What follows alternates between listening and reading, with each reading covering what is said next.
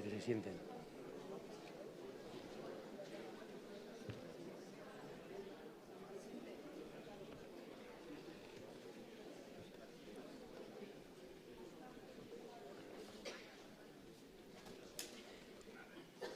Buenas tardes y bienvenidos a la Fundación Rafael del Pino.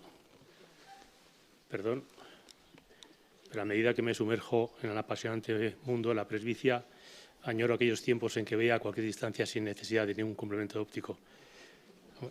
Así mejor.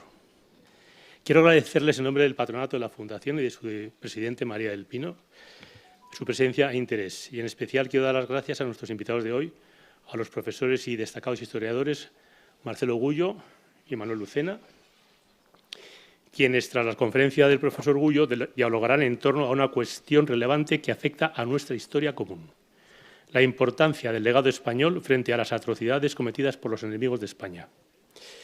Asimismo, quiero saludar afectuosamente a quienes nos siguen por Internet a través del canal de televisión de la Fundación Rafael del Pino y de las redes sociales. Gracias, una vez más, por vuestro interés y por acompañarnos. El acto de hoy se enmarca en el contexto de la presentación del libro del profesor Gullo, editado por Editorial Espasa, cuyo director, David Cebrián, nos acompaña hoy. Gracias, David, por confiar nuevamente en la Fundación. El título del libro no puede ser más elocuente: Nada por lo que pedir perdón. Continuación del libro publicado en el año 2021 con el expresivo título Madre Patria, desmontando la leyenda negra desde Bartolomé de las Casas hasta el separatismo catalán, editado asimismo por Editorial Espasa y que ha tenido una fuerte repercusión. En ambos libros del profesor Gullo hay referencias comunes: la leyenda negra contra España y el papel de España en Hispanoamérica. Y no cabe duda de que sobre estas cuestiones sus aportaciones son de gran interés. Como él mismo explica y describe, la América precolombina no era el paraíso terrenal que nos contaban y que los españoles supuestamente destruyeron. Antes de la llegada de los españoles, la vida en aquel continente se caracterizaba por las guerras continuas entre los diferentes pueblos nativos y el sometimiento y la esclavitud de los pueblos débiles por parte de los poderosos. Por si fuera poco, los sacrificios humanos eran el pan nuestro de cada día. Y digo pan porque, además de matar a sus víctimas, luego se las comían, siendo la antropofagia una costumbre. España, con todos sus errores, erradicó esas prácticas bárbaras, evangelizó a los indios, creó escuelas y universidades, y desde el primer momento, bajo Isabel la Católica, todos los nativos de la América hispana pasaron a tener la consideración de súbditos españoles con los mismos derechos que los súbditos de la madre patria. Marcelo Gullo rebate con infinidad de datos la leyenda negra creada por los enemigos de España, de aquí y de allá, y explotada por tantos políticos allende los mares que lo hacen para ocultar sus propios fracasos. Estados Unidos consiguió su independencia a finales del siglo XVIII. La América hispana, en su mayoría, pocos años después, a principios del XIX. La pregunta es: ¿por qué Estados Unidos se ha convertido en los 2 últimos siglos en la primera potencia económica, científica y académica del mundo, y los países hispanoamericanos, a lo largo del mismo periodo, han quedado tan atrás? ¿La culpa es de España, que se marchó de allí hace 200 años? Yo siempre digo, y esta es una opinión personal por lo que a la mayoría de ustedes no le interesará, pero como es breve la voy a expresar en cualquier caso, que lo mejor que le pudo pasar a la América precolombina fue haber sido descubierta por España y lo peor, haberse independizado de ella. El papel de España en Hispanoamérica ha sido, por deseo expreso del fundador de la Fundación Rafael del Pino, nuestro padre, un fenómeno que ha atraído la atención de la Fundación desde los inicios de su andadura y forma parte de nuestro acervo cultural. Ha sido mucho el trabajo llevado a cabo. No voy a referirme a todo cuanto hemos hecho, pero no puedo dejar de mencionar 2 obras patrocinadas por la Fundación que son referencia inexcusable para cualquier historiador que investigue el papel de España en las tierras americanas. No es frecuente en la presentación de un libro hablar de otros libros, pero ya que estamos en nuestra casa vamos a aprovechar y vamos a hablar un poquito de lo nuestro, con permiso de Marcelo. El primer libro, a los que me refería hace un momento, es del profesor Fernández Armesto, que lleva por título Nuestra América, una historia hispana de Estados Unidos. Recordemos por su relevancia que una gran extensión de los actuales Estados Unidos formó parte de los dominios administrados por la corona española. Con esta referencia, el libro del profesor Fernández Armesto es una historia de América desde la perspectiva hispana, alejada de los tópicos de los Pilgrim Fathers. Con una perspectiva nueva, original y positiva, el profesor Fernández Armesto aborda la historia de los Estados Unidos desde el sur hacia el norte. Recuerdo el contundente encabezamiento del capítulo 9, ¿por qué Estados Unidos es y tiene que ser un país latinoamericano? Yo preferiría decir hispanoamericano o iberoamericano, pero respetaremos al señor Fernández Armesto. La respuesta la encontrarán en el libro. Quiero referirme también al libro Un imperio de ingenieros, cuyos autores son los profesores Fernández Armesto y Lucena Giraldo, el conductor del diálogo de hoy. Este libro refleja una historia positiva, creativa y, sobre todo, destructora de mitos negativos. Sin apelar a la leyenda negra, desmorona los mitos en los que se basa la misma. Y lo hace sin falsa retórica y con el testimonio de los hechos materiales como bandera. Hechos que ninguna otra nación puede acreditar. El libro, de obligada lectura por los interesados en el conocimiento de la presencia de los españoles en la América hispana y otros territorios de ultramar, aporta luz sobre el relevante papel de la ingeniería española al desempeño de la monarquía. El éxito de la acción española en tierras lejanas fomentó la hispanofobia. Considerada en su conjunto, la hispanofobia puede interpretarse como la campaña más agresiva que registra la historia contra un país. Un país, España, que aportó mucho a aquellas tierras y, como recuerda el profesor Gullo, nunca consideró a América como una colonia, jamás fue una colonia, como demuestran el mestizaje y la amplia presencia de políticos hispanoamericanos en las Cortes de Cádiz. Los actores de la hispanofobia, como he dicho antes, se encuentran fuera y dentro de España, y su actividad es pertinaz y centenaria.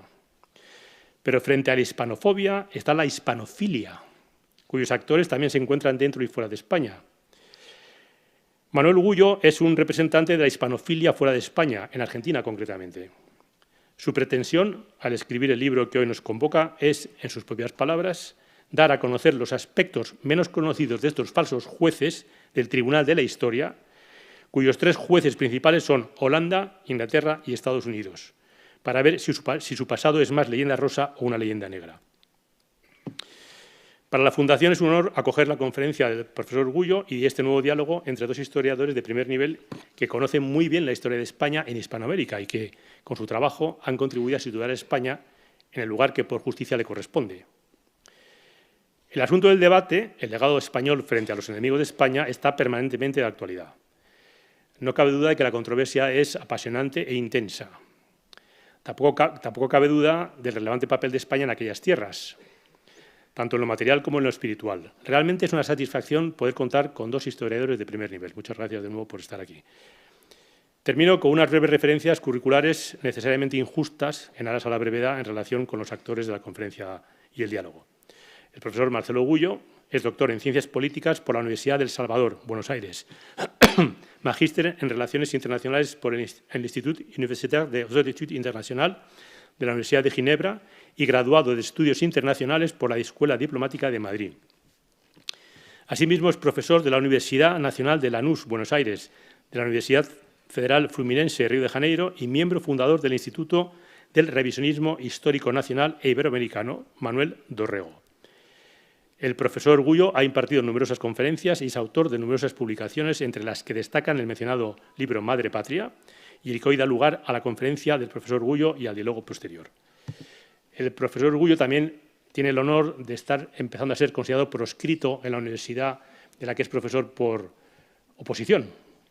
Cada vez le reducen más el número de clases, con objeto de ver si consiguen vencerle por inanición, como hicieron los romanos con Numancia, pero yo creo que el profesor Gullo tiene alma numantina, resistirá y ganará.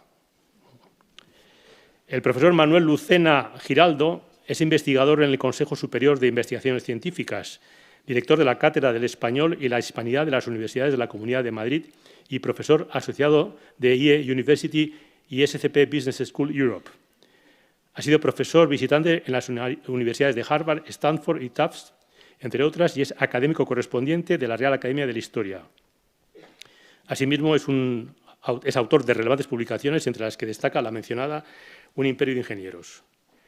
A continuación, intervendrá David Cebrián, director de Espasa, y seguidamente tendrá lugar la conferencia de Marcelo Gullo, a la que seguirá el diálogo con el profesor Lucena, y para finalizar tendrán la oportunidad de formular preguntas breves y concisas acerca de las cuestiones relevantes que les suscite la conferencia y el diálogo.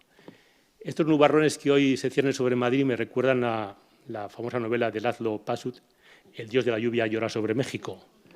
Hoy el dios de la lluvia llora sobre España, pero obras como la de Marcelo y personas como la de Marcelo contribuirán sin duda a despejar las nubes y a lucir el sol en la madre patria. Muchas gracias.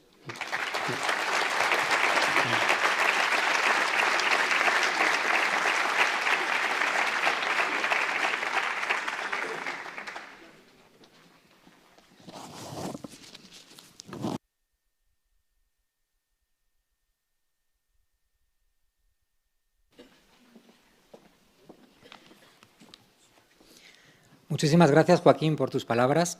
En nombre de la editorial Espasa, quiero agradecerte de corazón la invitación para presentar aquí el nuevo libro de Marcelo Gullo, Nada por lo que pedir perdón. De verdad creo que no puede haber en Madrid un marco mejor para presentar este libro. Marcelo Gullo llegó a nuestras vidas, me refiero a las vidas de la editorial Espasa, hace apenas 2 años, con un texto titulado Madre Patria. Y como pasa con algunos autores, con los mejores, en realidad, como Marcelo, su nombre empezó a sonar de manera admirativa en las mesas de la editorial. Hay un proceso que no se ve en el mundo editorial que nosotros denominamos la venta interna. Antes de que un libro conquiste al mercado, tiene que conquistar a sus editores. El nombre de Marcelo y Madre Patria empezó a sonar en las mesas de los editores de texto, los que primero trabajan con los autores, luego en la de los editores ejecutivos y finalmente llegó a la mesa de Ana Rosa Semprún, que era la directora de Espasa. Ana Rosa, con su empeño y con su empuje, nos metió a todos en el barco de Madre Patria, en el barco de Marcelo Gullo, y el Departamento de Marketing y Comunicación, primero, y luego el Departamento Comercial y la Distribución, consiguió que un libro de un autor desconocido en ese momento, como Marcelo Gullo en España, se convirtiera en un éxito. 11 ediciones y casi 30.000 ejemplares vendidos nos dieron la razón. A veces, Marcelo, los buenos libros, los buenos autores, se imponen en un mercado tan complicado como el español. Este fue el caso. La razón estaba clara, que un autor hispanoamericano defendiera con tanta pasión, con tanta fuerza, con tanto rigor, datos y referencias, una leyenda que, desgraciadamente, medio mundo, y peor aún, la mayoría de los españoles creen, no tenía precio.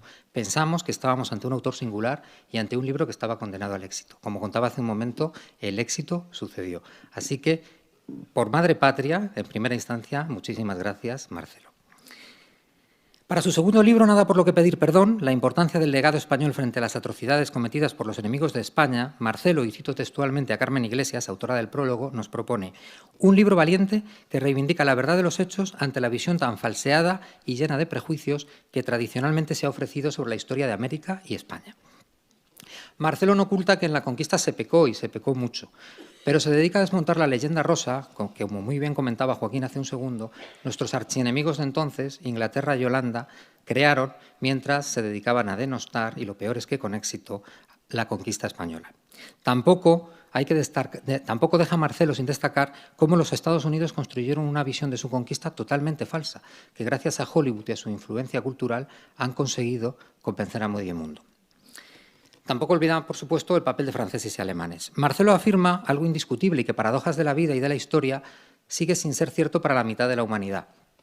Y es que América no era el Edén antes de la conquista, que la conquista, la facilidad, entre comillas, de la misma, tiene mucho que ver con que muchísimos pueblos americanos estaban sojuzgados a los imperios y que ayudaron en esa conquista a los españoles. Hay algún ejemplo que pone los pelos de punta, como una matanza que dura 14 días en el reino azteca y que costó la vida de más de 80.000 personas.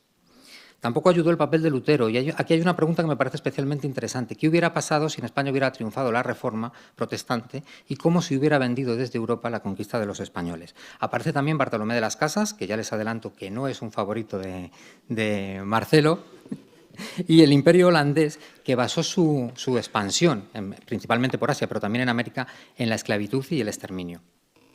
Yo quiero ser muy breve porque el protagonista aquí hoy es Marcelo.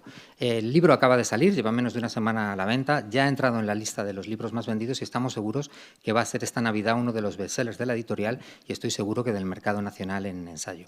Así que desde Espasa, Marcelo, muchísimas gracias por defender desde Argentina, que no debe ser nada fácil, el honor de un país que, desgraciadamente, y de esto tenemos también bastante culpa los españoles, por desconocimiento de la historia durante mucho tiempo se ha negado a reivindicar aquellos hechos que merecen ser reivindicados, sin olvidar los pecados o los errores que todos los países y todos los imperios cometen. Muchísimas gracias, Marcelo. Les dejo con el protagonista.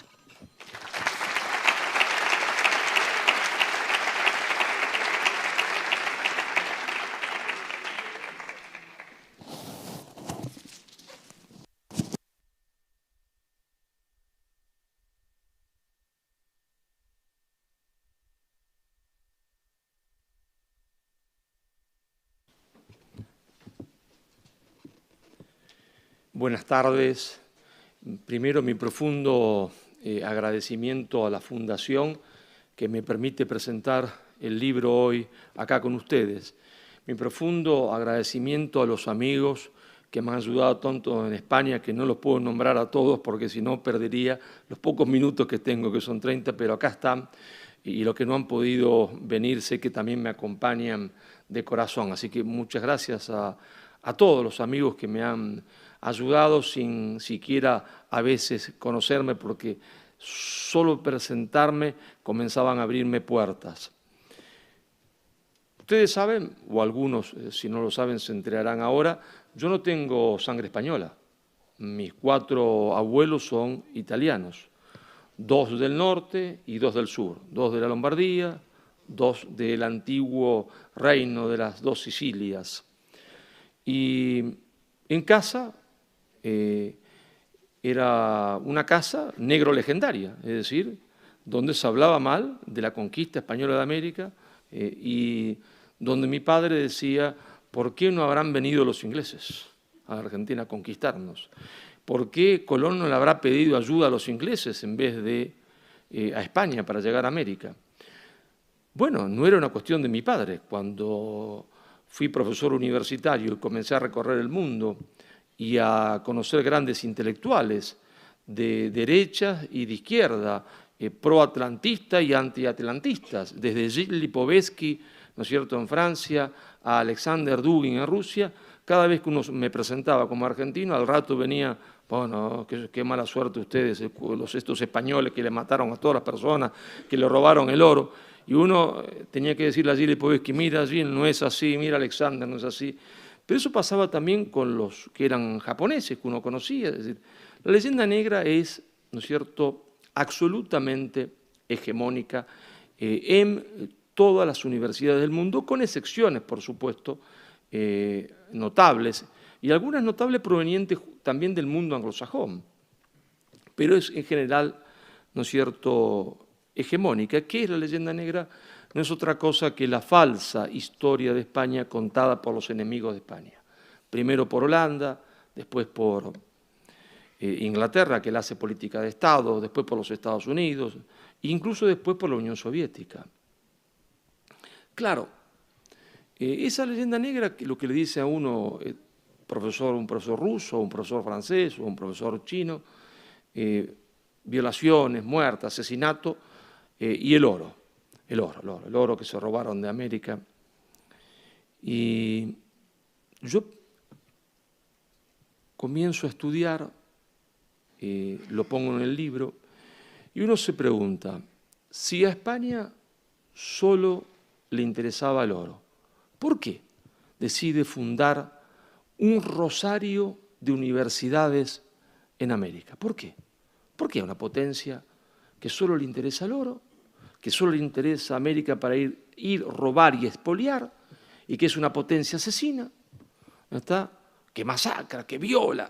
¿Por qué decide fundar universidades? Es una cosa rara, ¿no? Alguien va a robar un lugar, quiere robar esa tierra, y entonces resulta que se dedica a fundar 30 y pico de universidades.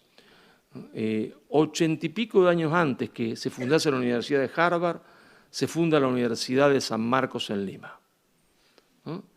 Pero era semigratuita, no era gratuita, semigratuita, pero había becas para todos, para los más pobres.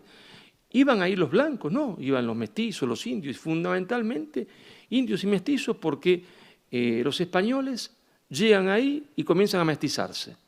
¿Y por qué alguien que solo va a robar, matar y asesinar comienza a mestizarse?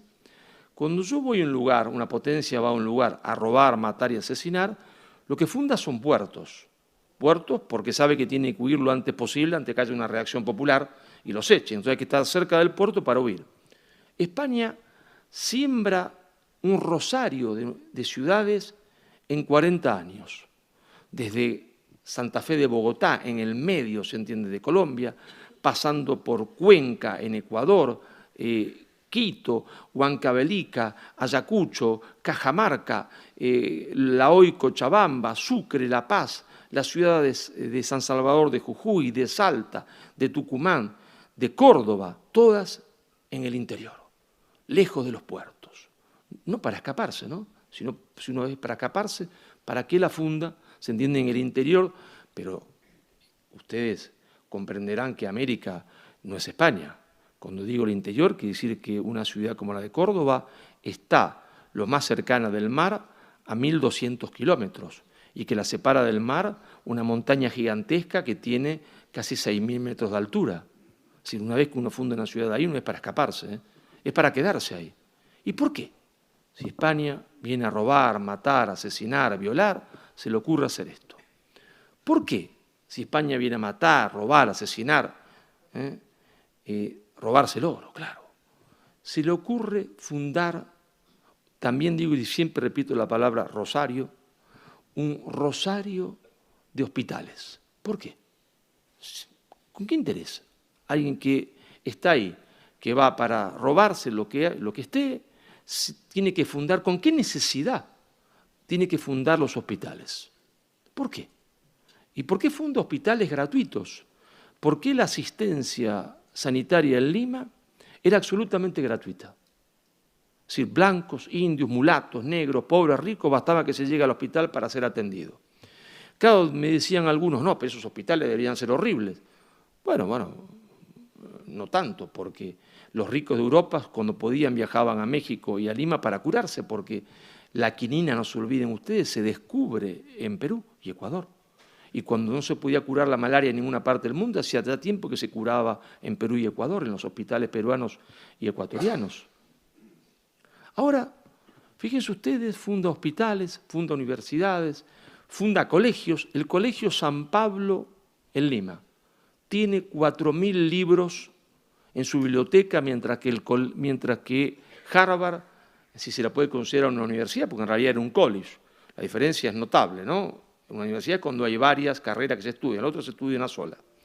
Tiene 4.000 libros y Harvard 400. ¿Por qué? Porque una potencia que va a robar, matar, asesinar, se le ocurre llevar una imprenta, después varias imprentas. Y 100 años que existe una imprenta en la América del Norte anglosajona, ya se están imprimiendo libros en México. ¿Por qué? ¿Para qué? ¿Qué sentido tiene? ¿Por qué esa potencia que va a robar, asesinar y matar, se le ocurre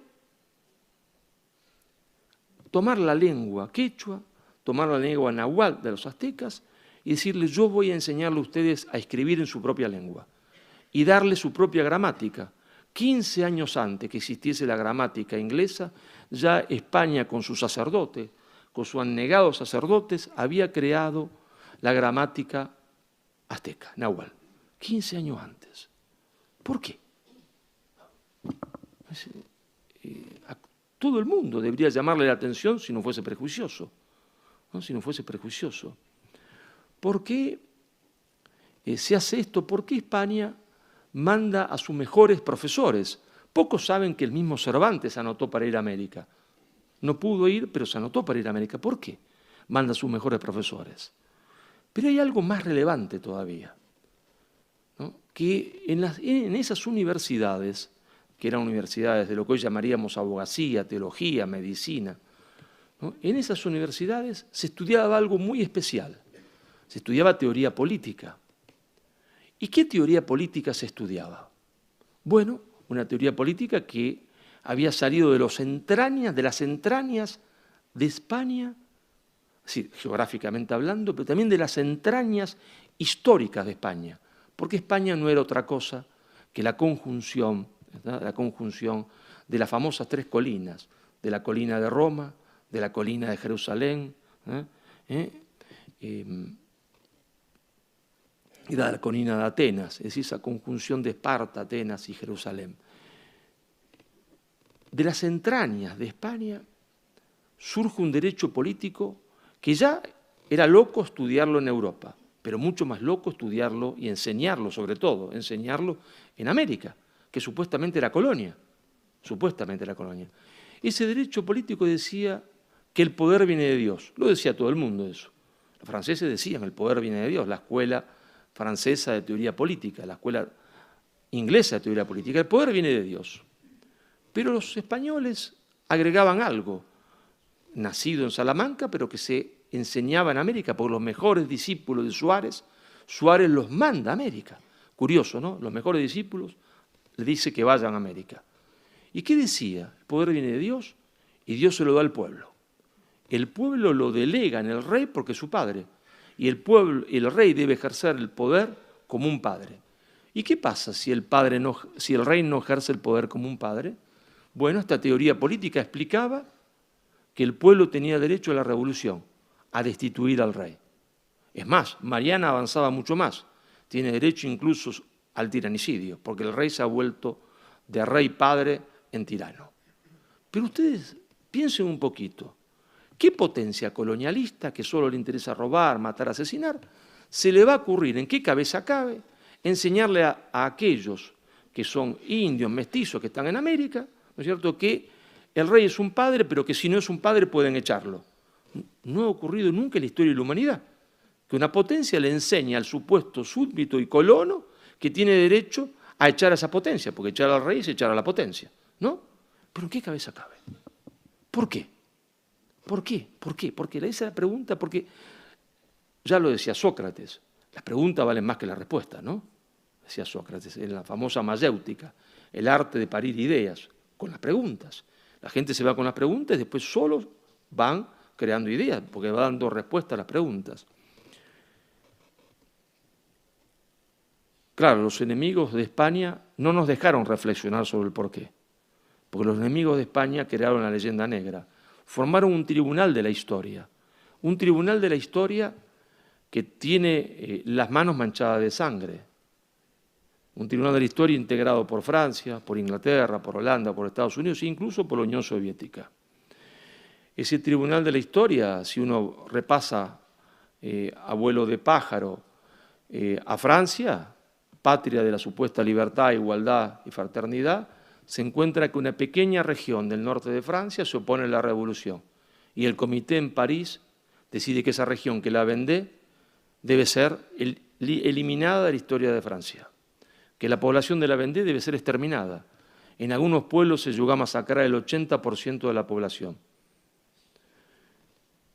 Los hombres del ejército francés revolucionario tomaban a las mujeres y a los niños católicos y los tiraban en hornos de pan para que se quemasen y disfrutaban de sus gritos. Esto está en los partes policiales de las mismas autoridades revolucionarias que estaban asqueadas e indignadas, entiende, lo que estaban haciendo esas tropas. Pero Francia es el país de la tolerancia, de la libertad, de la igualdad. No hay leyenda negra, todo está bien, todo es rosa. E Inglaterra, que llegó a América y dijo el mejor indio es el indio muerto, pero peor fue en Australia, porque en Australia llegaron, censaron 900.000 personas y dijeron que en realidad, después se arrepintieron, no son seres humanos, entran dentro de la zoología y fauna, dentro de la zoología. Y pusieron en los mapas terra nullis. ¿Por qué? Porque si no eran seres humanos podían ser eliminados. Y en Tasmania sobrevivió una sola mujer del genocidio de Tasmania. No vamos a relatar el propio genocidio inglés de una parte pequeñita del pueblo inglés, muy pequeñita, que impuso a sangre y fuego el anglicanismo colgando sacerdotes católicos y católicos de los campanarios de las iglesias. Y sin irnos tan lejos, personajes como Churchill, que pasan por grandes demócratas. Segunda Guerra Mundial, necesitaba comida Inglaterra y el ejército inglés, y Churchill dice, bueno, venga el arroz de la India para nosotros. Y eso causó la muerte de 3 o 4 millones de indios. Y las autoridades inglesas en la India le dicen, pero, primer ministro, esto va a causar la muerte de 3 millones de personas, 4, va a ser una masacre. Bueno, dijo Churchill, la culpa la tienen ellos porque se reproducen como conejos. Difícil, ¿no? Tampoco vamos a seguir abundando porque no es que el libro está escrito para decir todos tienen las manos manchadas de sangre, España también, y entonces no hay nada por lo que pedir perdón, porque todos somos iguales, de malos, todos tenemos las manos manchadas de sangre, todos somos asesinos. Pero vuelvo a la primera pregunta, ¿por qué España entonces fue distinta? ¿Por qué? ¿Por qué sembró universidades, colegios? ¿Por qué creó y predicó esa teoría política? Bueno, hoy todo el mundo dice que España tiene que pedir perdón, todos los dirigentes políticos, laicos y religiosos, todos. España tiene que de rodillas pedir perdón.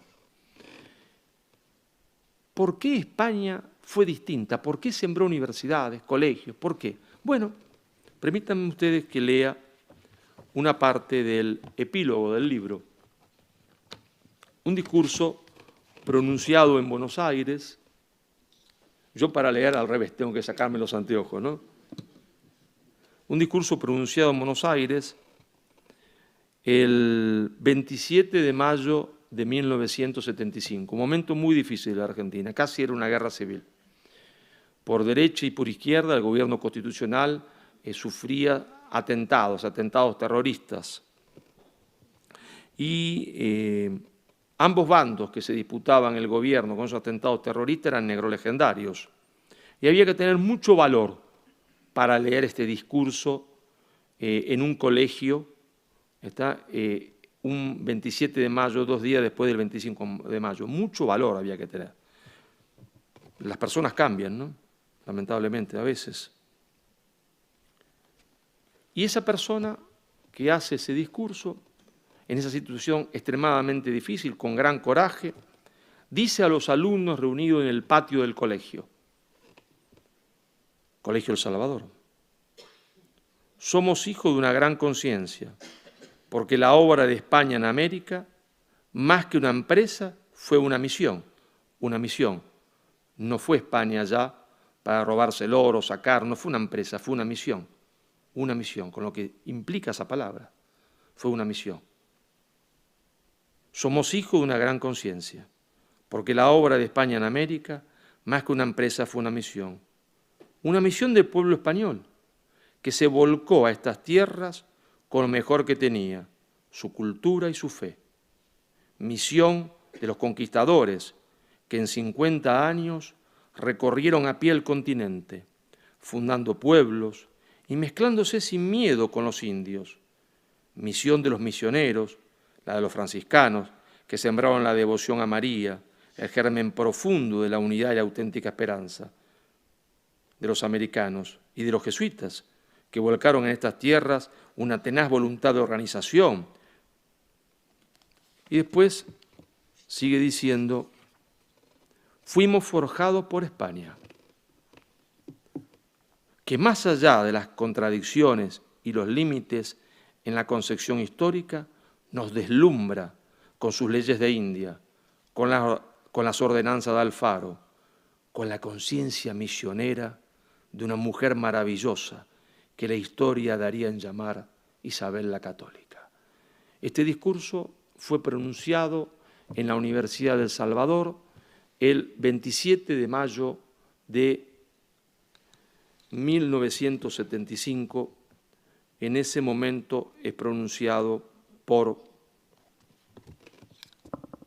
Jorge Mario Bergoglio, el padre Jorge Mario Bergoglio, superior provincial de la Compañía de Jesús en Argentina. Más claro, canta un gallo,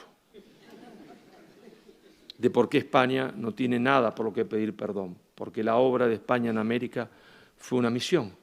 Claro que se cometieron errores, claro que se pecó, y se pecó mucho, porque cuando España peca, pecan grande, ¿eh? No, todo lo hacen grande España, nada en chiquito. Si hay que pecar, se peca bien. Pero si el árbol nos permite ver el bosque, veremos que el mundo anterior era un mundo terrible, un mundo de crueldades fantásticas, un mundo que cuando llega Cortés a tierra mesoamericana, lo que hoy consideramos México a la mitad, había un imperialismo antropófago que terminaba todos los años con la vida, dice Prescott, de 20.000 personas, pero Prescott dice: no me atrevo a decir que la cifra de 150.000 es falsa. España no conquistó México, lo afirmó José Vasconcelos, primer ministro de la Revolución Mexicana cuando todavía era socialista y marxista, diciendo: la conquista la hicieron los indios, hartos del imperialismo azteca antropófago, que acompañaron a Cortés con 200.000 hombres o 300.000 hombres. Pero España fue distinta.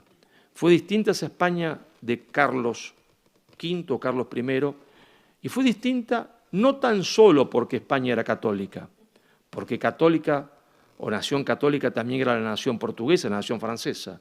Y vaya que hicieron desastres los portugueses en el Brasil y los franceses en sus colonias. Veamos el África, ¿dónde están las universidades? ¿Dónde está el rosario de universidades fundada por Francia en África? ¿Dónde está el rosario de hospitales fundados por Francia en África? Fue distinta, y valga mi homenaje, mi humilde homenaje, porque existió una mujer maravillosa, esa de la que habla el padre Jorge Mario Bergoglio, esa mujer que la historia dio en llamar Isabel la Católica. Es la impronta de Isabel la que le dice a los españoles, como su testamento político, esas personas que ella apenas intuye que va a haber un continente nuevo, no serán jamás esclavos, serán personas libres, pero el derecho autorizaba a España que fueran esclavos, por eso Portugal esclaviza a los guaraníes, no serán esclavos, serán personas libres. Esos territorios, que ni siquiera ella sabe cómo se van a llamar, no serán territorios coloniales, sino que serán reinos, reinos en igualdad de condiciones. Y uno podría preguntarse, cualquiera de ustedes, ¿es que el pueblo español acompañó esa decisión de Isabel? ¿Es que las autoridades posteriores, su nieto, su bisnieto, acompañaron esa decisión? Sí. ¿Y por qué? ¿Por qué? Bueno, porque España era distinta. Y era distinta porque había sido forjada en 700 años de lucha contra el imperialismo más cruel que conoce la historia. No hubo tolerancia de parte de ese imperialismo, que avasalló y conquistó la península ibérica y se llevó 20.000 esclavas, jovencitas, vírgenes, a Damasco para que sirviesen en Damasco como esclavas sexuales en los harenes de los distintos jefes. España enfrentó ese imperialismo 700 años y eso forjó una personalidad muy especial. Cuando Carlos I o Carlos V llega a España, jovencito, 17, 18 años, mucho poder. Él cometió muchos errores, yo hubiese cometido mucho más, 17, 18 años siendo emperador, válgame Dios, como uno se le sube las cosas en la cabeza, ¿no? Él era un caballero, había sido educado en los principios de la caballería por su tía. Era leal, generoso, valiente. Estaba acostumbrado a charlar con caballeros, personas leales, valientes, generosas. En toda Europa había caballeros, sí, es verdad, pero eran una minoría. Y cuando Carlos llega a España, se cae, se sienta, se cae de traste. Permítanme la expresión. ¿Por qué? Porque se da cuenta que era un pueblo de caballeros. Todos los españoles eran generosos, valientes, leales, dispuestos a dar la vida por el otro, porque habían sido forjados en 700 años de lucha contra un imperialismo más cruel que ha conocido la historia y que le había arrebatado su territorio. Porque en esas noches que se estaba encerrada una pequeña fortaleza castellana en la llanura, en cualquier momento podía llegar al enemigo y entonces el señor y el siervo, el que trabajaba cuidando el ganado y arrando las mulas o los caballos, era igual que el otro, porque en la lucha todos estaban igualados, porque todos tenían que defenderse unos a otros. Todos eran valientes y generosos. Entonces ese pueblo acompañó la decisión de Isabel. Y por eso ese pueblo no hizo imperialismo en América. Permítanme ustedes que le lea una cita, la última, para cerrar, de un autor argentino, José María Rosa.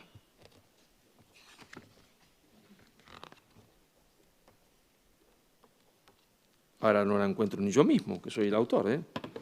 Esto ya está grave.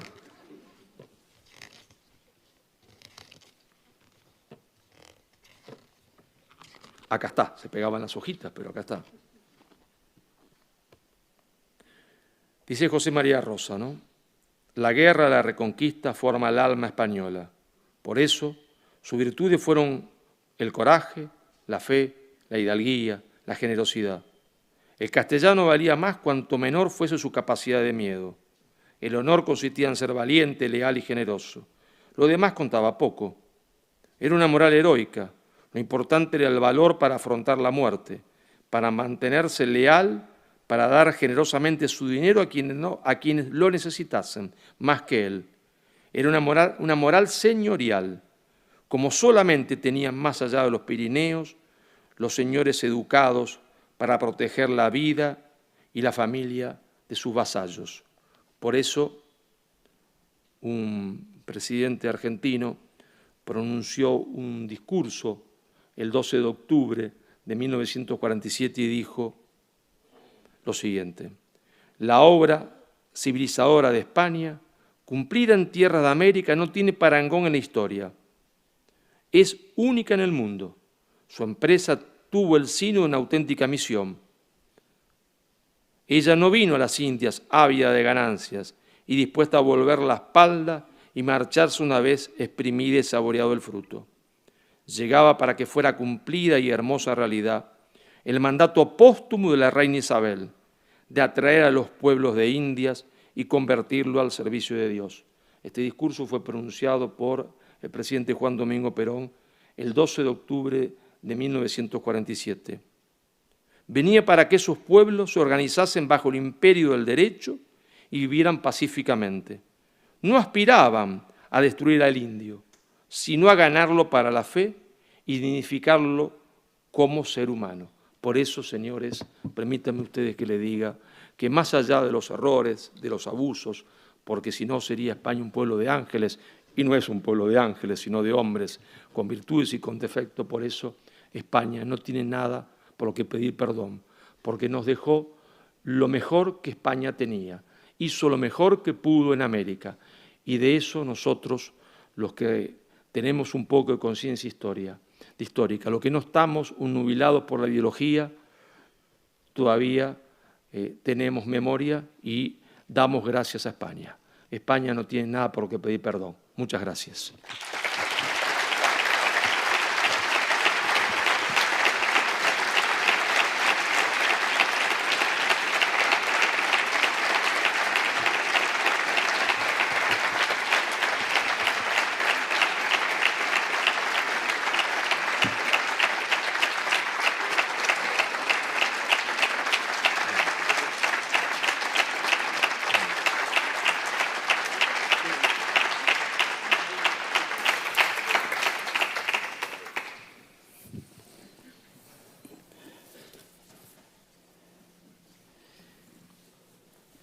Buenas tardes.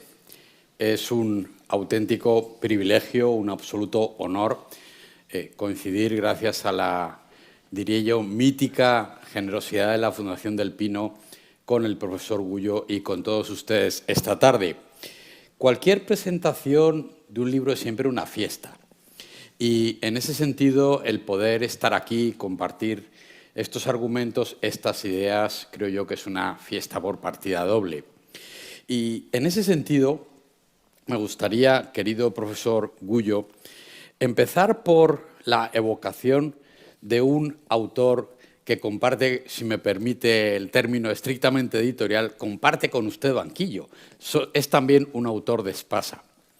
En 1951, el eminente historiador y jurista argentino Ricardo Levene publicó un libro que se llama Las Indias no eran colonias. Es uno de esos libros de fondo de armario, que podríamos decir, uno de esos libros que siempre nos dice cosas. Ricardo Levene nació a finales del siglo XIX, ya estaba muy mayor cuando publicó Las Indias no eran colonias. Hay que tener valor para publicar ese libro como lo tiene usted ahora publicando este libro. Y en ese sentido, creo que el primer cuadro que quería proponerles para enmarcar algunos de los argumentos que nos ha enunciado ya, tienen que ver con este coraje, esta gente con valor, esta capacidad de decir cuestiones importantes. Yo creo que todos los americanistas españoles, es decir, quienes estudiamos historia de América en España, venimos de esa tradición intelectual, estuvimos y estamos a la sombra de esa magna figura que fue el maestro Ricardo Levene. Voy a hacer una mención, y espero no perderme en mis propias notas, profesor Gullo. Las Indias no eran colonias o factorías, sino provincias. Los reyes se obligaron a mantenerlas unidas para su mayor perpetuidad y firmeza, prohibiendo su enajenación y en virtud de los trabajos de descubridores y pobladores y sus descendientes, los llamados beneméritos de Indias, que prometían y daban fe y palabra real de que para siempre jamás no serían enajenadas. Creo que en esa formidable tradición de la historia intelectual del mundo atlántico, de ambas orillas del Atlántico, de la España americana y la España europea, por utilizar un término que creo que está de manera muy explícitamente formulado en su Nada por lo que pedir perdón, creo que se sitúa esa figura formidable. Y ahí vendría la primera cuestión sobre la que querría señalarle. Estamos ante un libro que es un libro de historia de España. Creo que, a menos que los editores me rebatan el argumento, tenemos delante un libro de historia de España, pero también tenemos un libro de historia de España en América y, en lo que tiene que ver con mi primera cuestión, la primera cuestión que quería plantearle, algo que me emociona especialmente, una historia de América en España. Hay historia de España en América, historia de América en España, historia de España e historia solo de América. ¿Dónde se sitúa su libro en esa encrucijada, profesor Gullo? Si tuviera que ponerlo en una estante de una librería, ¿dónde lo colocaría? Bueno, yo lo colocaría en el estante de Historia de España. ¿Por qué? Porque el más grande triunfo de la leyenda negra ha sido que los españoles peninsulares no consideren a los argentinos, a los colombianos, a los ecuatorianos, a los peruanos como españoles, y que a su vez los peruanos, los ecuatorianos, los argentinos y venezolanos no se consideren a sí mismos como españoles. La hispanidad nunca fue una cuestión racial. La hispanidad no tenía que ver con el color de la piel, ni con el color de los ojos, ni si los ojos eran más rasgados o más redonditos.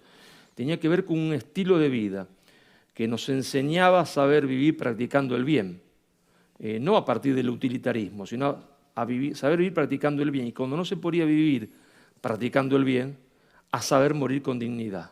Por eso no se le tenía miedo a la muerte. Ese estilo de vida que viene de una cultura, que viene, se entiende, de una religión, aunque uno no creyese, porque la cultura va más allá de la religión, está infundida la cultura por esa religión, pero hay hombres que creen y que no creen, pero que están dentro de esa cultura, dentro de esos valores. Y entonces el más grande triunfo de la leyenda negra es que ustedes que están acá, digan, habla un argentino. No, habla un español americano, un argentino español, como puede haber un andaluz español, un peruano español, un colombiano español, y un español peninsular, como el profesor, o un español europeo, o un español canario. Entonces yo lo colocaría para derrotar a la leyenda negra, ¿no es cierto?, bajo el título de España, y que la gente pregunte el por qué. Muchísimas gracias. Le voy a proponer ahora la percepción de otro cuadro, otra escena. Esto a los historiadores nos gusta mucho. Nosotros no inventamos, pero sí imaginamos a partir de las fuentes disponibles, que a veces son absolutamente escasas. Y, bueno, me parece muy emocionante el pensar en también una figura tutelar de nuestro trabajo común. Un catalán de Lérida, de Cervera, el abate Nux y Perpiñá, nacido, lo comparto con ustedes, en 1740 en Cervera y fallecido, quizás, no está muy claro, en Ferrara en 1783. Como Levene lo tenía todo en contra, profesor. No sé qué... Ahí hay otra pregunta también. El abate Nux y Perpiñá era un jesuita expulso. Ya para entonces la Compañía de Jesús había sido disuelta. No solamente los jesuitas habían sido extrañados de los dominios del rey católico de Carlos III, sino que además la Compañía de Jesús había sido disuelta. Y el abate Nux y Perpiñá, como tantos otros jesuitas que están en los dominios, en las ciudades-estado italianas, nos lo define nuestro diccionario de la formidable Real Academia de la Historia, como escritor, humanista, americanista y polemista, un día se cansa definitivamente, un día ya no puede más, un día llega al límite. ¿Qué es lo que cansa definitivamente a Nucs y Perpiñá? Profesor Gullo, lo mismo que a usted, le cansa por completo Bartolomé de las Casas. Ya no puede más. Y ese día, va a vivir solamente 3 años después de publicar ese libro, Nucs y Perpiñá se entrega a la tarea polemista, de ahí la etiqueta en el diccionario, y se pone a escribir casi que podríamos decir en un trance de vida o muerte. 3 años después fallece, eso sí que lo sabemos. Y escribe un libro que se llama Reflexiones imparciales sobre la humanidad de los españoles en Indias. Nucs está harto de la difusión de las obras e ideas de Bartolomé de las Casas en Italia, que está detrás del origen de la leyenda negra. Ahí querría también preguntarle sobre esta participación militante italiana de los ciudades-estado en el origen de la leyenda negra. Dice Nucs y Perpiñá, estas calumnias son difundidas, repetidas por los ilustrados como verdades absolutas. Las Casas es un malo de la película por razones contrastadas. Para usted, lo menciona en el libro, es un mercenario disfrazado de sacerdote. ¿Por qué tuvo tanto éxito en Las Casas, profesor Gullo? Bueno, lo explica un autor argentino, que no es un autor de derecha, que no es católico, que es un militante marxista, que ha creado un partido marxista, así que nadie puede decirle usted es un fascista, derechista, católico. Él es un militante marxista, troquista, que fue Jorge Abelardo Ramos. Jorge Abelardo Ramos dice, las potencias enemigas de España se abalanzaron sobre la obra de Las Casas como la mosca a la miel. Claro, porque era el ingrediente fundamental de la propaganda política para destruir a España. Es decir, ni Holanda ni Inglaterra habían podido ni podrán después destruir a España militarmente, pero había que destruirla políticamente. Si no se la podía destruir, ¿no es cierto?, políticamente, había que destruirla a través de la propaganda y de la cultura. Y entonces se sumergen en la obra de Las Casas, la convierten en política de Estado, y ahí hay una cosa que nosotros un día tendríamos que profundizar, porque Fray Toribio de Benaventes, ¿cierto?, que los indios lo adoraban, uno de los 2 apóstoles, es decir, de los 12 misioneros que van a hacer la evangelización de América. Ese hombre deja su vida con los indios, defiende a los indios en contra de abusos que algunos españoles cometían, vive la pobreza y le escribe una carta al emperador. Una carta al emperador no es poca cosa, no es una carta como yo le escribo a mi prima, a mi tío, a mi mamá. La carta del emperador es una carta documento, casi legalmente, como dirían sus abogados, una carta documento. Si yo me juego mucho más que una cartita a mi mamá. Y en esa carta él le dice, yo no entiendo cómo ustedes escuchan a esta persona. Y da a entender en la carta, lo llama de mercenario, disfrazado de sacerdote. Y claro, yo siempre en las clases dicen, profesor, bueno, pero el hombre defendía a los indios. Bueno, vamos por partes y cucharadas, le digo. Si yo soy profesor, doy clase. Si soy médico, curo gente. Si soy periodista, entrevisto. El hombre, misa no celebraba, confesar no confesaba. Vivía como un rico y se hacía traer los mejores vinos de Europa. No aprendió ninguna lengua indígena. Esto lo dice Fray Toribio. No aprendió nunca ninguna lengua indígena. No conocía a los indígenas, ¿no? Y lo llama mercenario. Llamar mercenario hay que reflexionar sobre la palabra y algún día deberíamos estudiar bien ese tema. Quiere decir que le han pagado para que escriba, porque hasta ahora lo que ha pasado es que todo el mundo dice, bueno, Bartolomé de las Casas se equivocaba, pero en el fondo tenía buena intención. Y resulta que Fray Toribio dice que no tenía ninguna buena intención, que es un mercenario, porque quien escriba a sueldo no tiene buena intención, ¿no? Y entonces eso es un tema que deberíamos profundizar, porque toda la leyenda negra se basa en Bartolomé de las Casas, y después aparecieron ahora algunos militantes políticos disfrazados de profesores y de investigadores en Barcelona, ¿no?, que hacen como quien lee un parte de guerra, publican los partes de guerra, ¿no? Bueno, la guerra es siempre cruel. Si yo publico los partes de guerra de cualquier contrincante en cualquier parte del mundo, lo que presento es un conjunto de cosas horribles, porque la guerra no es que sea linda, ¿no? La guerra, los hombres combaten unos contra otros. Y bueno, entonces ahora ha aparecido una segunda ola negro legendaria, creyendo que publicando partes de guerra se puede desprestigiar a España. Como si en algún lugar la guerra entre un hombre y otro, ahora entre ucranianos y rusos, fuera linda en cualquiera de las dos partes. No, los dos bandos están combatiendo y se matan unos a otros, y eso no es. La guerra es solo linda para verla en las películas, con los militares tienen que afrontar y uno. La guerra no es linda, la guerra puede ser un deber, pero no una cosa agradable o linda. Y entonces, bueno, pero ese tema de Bartolomé Las Casas deberíamos profundizarlo mucho más de lo que hasta ahora se ha hecho. Yo recuerdo mi querido maestro John Eliot, que estuvo en esta fundación y que la quería mucho, nos comentaba cuando él estudió la polémica de 1550 sobre la licitud y la justicia de la conquista de América, cómo se enfrentaron de un lado Las Casas y de otro Ginés de Sepúlveda, un humanista formidable, un gran intelectual, podríamos decir, en lenguaje de nuestro tiempo. Ginés de Sepúlveda estuvo una mañana defendiendo los argumentos de la licitud de la conquista de América en nombre del contacto entre los pueblos, la legítima posición del comercio, la evangelización, pero Las Casas estuvo 4 días con sus tardes y parte de las noches argumentando en una permanente rizo que se retroalimentaba sobre por qué él tenía razón. Claro, venció, entre comillas, a Ginés de Sepúlveda por agotamiento, podríamos decir.